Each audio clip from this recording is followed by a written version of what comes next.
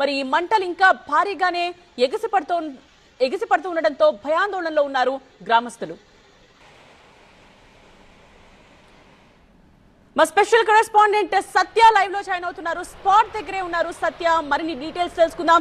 సత్య, ఇంకా ఎగిసి పడుతూనే ఉన్నాయి మంటలు. దాదాపు 600 కొబ్బరి చెట్లు తగలబడిపోయాయని చెప్తూ ఉన్నారు. సమీప గ్రామాల ప్రజల్ని అప్రమత్తం చేశారని చెప్తూ ఉన్నారు. సో వాళ్ళందరూ ఖాళీ చేశారా? ఇప్పుడు మంటలు ఆర్పేందుకు మార్గం ఏంటి? ఏం చేస్తున్నారు అధికారులు?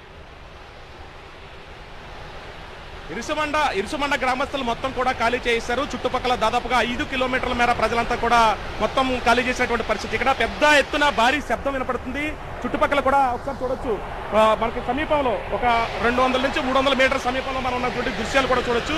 ఇక్కడి నుంచే ఈ ఇరుసుమండకు సంబంధించినటువంటి వెల్ నెంబర్ 5లో ఈ ప్రమాదం చోటు చేసుకుంది. స్థానికంగా ONGC సిబ్బంది కూడా ఇక్కడ చేరుకుని ఇక్కడ ఉన్నటువంటి స్పాట్ అంతా కూడా గమనిస్తున్నటువంటి దృశ్యాలు. మొత్తం స్థానికంగా ఇక్కడ రైతులంతా కూడా పెద్ద ఎత్తున భారీ ఎత్తున చేరుకున్నప్పటికీ వాళ్ళందరినీ కూడా దూరంగా పంపించేస్తారు. ఒకసారి వెల్ దగ్గరికి చూపించే ప్రయత్నం చేస్తాను. పెద్ద ఎత్తున మధ్యాహ్నం 12 గంటలకి ఇక్కడ గ్యాస్ లీకేజ్ అనేది మొదలైంది. ఒక్కసారి చూడొచ్చు ఎంత పెద్ద ఎత్తున బ్లోఅవుట్.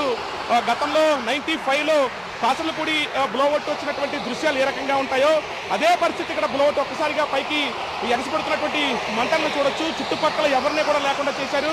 స్థానికంగా ఇక్కడ పూర్తిగా చుట్టూ ఉన్నటువంటి కొబ్బరి చెట్లు, వందలాది కొబ్బరి చెట్లు మొత్తం కూడా శకలాలుగా మారిపోయినటువంటి దృశ్యాలు కూడా చూడొచ్చు. ఇక్కడ ఏదైతే ఇరుసుమండ సంబంధించినటువంటి మోరీ వెల్ నెంబర్ 5 ఇది.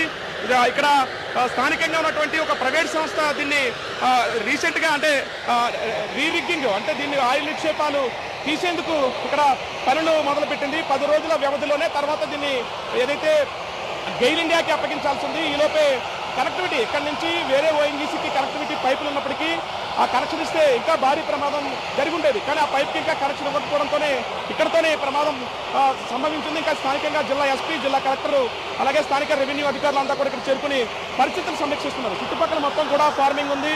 రైతులంతా కూడా ఎక్కడికక్కడ ఆకుముడి సీజన్ కావడంతో వదిలేసి వెళ్ళిపోయినటువంటి పరిస్థితి. ఆ ఎగసిపడుతున్న మంటలను చూసి చుట్టుపక్కల గ్రామస్తులంతా కూడా ఎవరిని ఇళ్లలోంచి బయటకు రావద్దంటూ కూడా ఇప్పటికే ఆదేశాలు జారీ చేశారు. స్థానికంగా ఉన్నటువంటి పంచాయతీ అధికారులు కూడా ఎక్కడికక్కడ అనౌన్స్మెంట్ చేస్తున్నారు. ఇళ్లలోంచి ఎవరో బయటికి రాకూడదు.